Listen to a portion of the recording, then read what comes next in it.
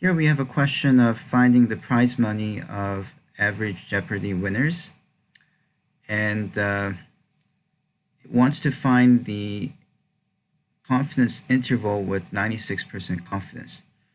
Now, if you look at the sample, you see that this is 5 across and 3 down, so 5 times 3, that's 15.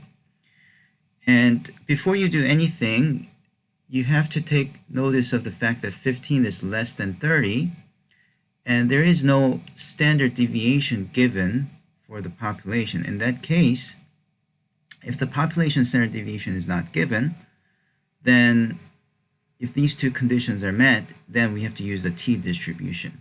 As opposed to the normal distribution, finding z-score and all that, we have to use the t-score. We have to find the t alpha over 2 using the t-distribution. Now, I calculated these two values, x bar equals to 2852.5.8 and the sample standard deviation as 6236.1.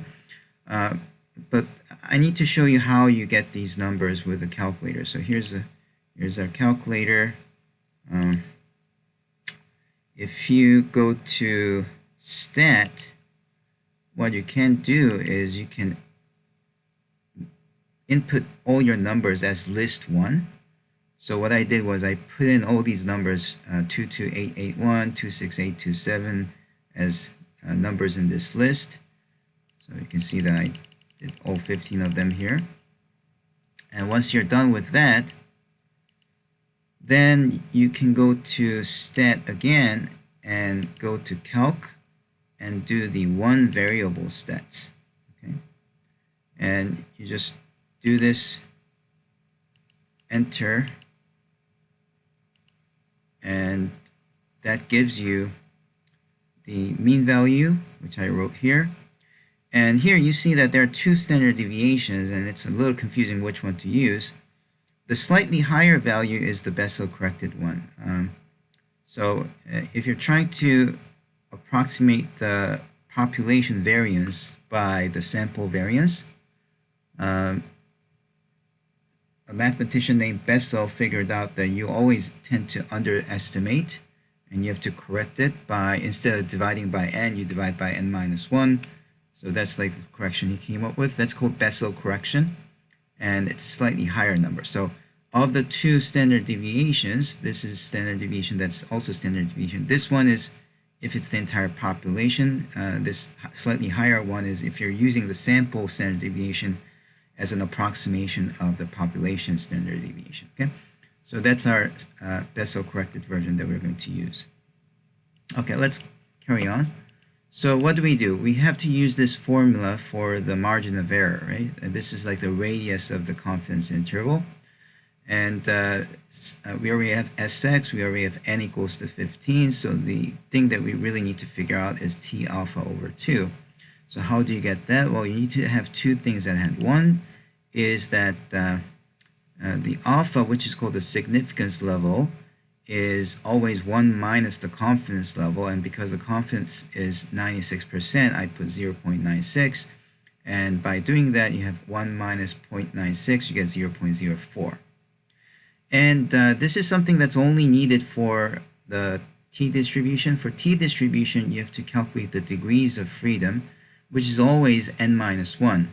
And since our sample size n is 15, you do 15 minus 1, and you get 14.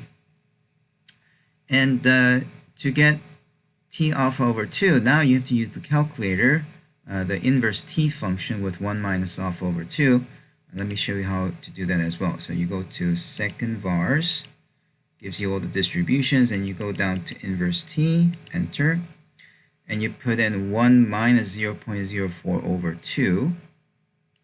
As you can see here, I put 0.04 divided by 2, and you also have to put in the degrees of freedom, and then you enter, and it gives you 2.263. If you round it, it's 2.2638, right? So that's the value that we get, and then now we can calculate this formula. It's this value that we just got, 2.2638, times the SX, which is 6236.1, divided by square root of our sample size, and you get 3645.1. Okay, once you have the radius of the confidence interval, the x bar is the midpoint of the confidence interval, okay? So you have to do this minus this for the lower bound, and this plus this for the upper bound. So we have to calculate these two, x bar minus e, x bar plus e. And with 96% confidence, we know that the prize money that winner takes home is between these two values. Okay, so that's our conclusion.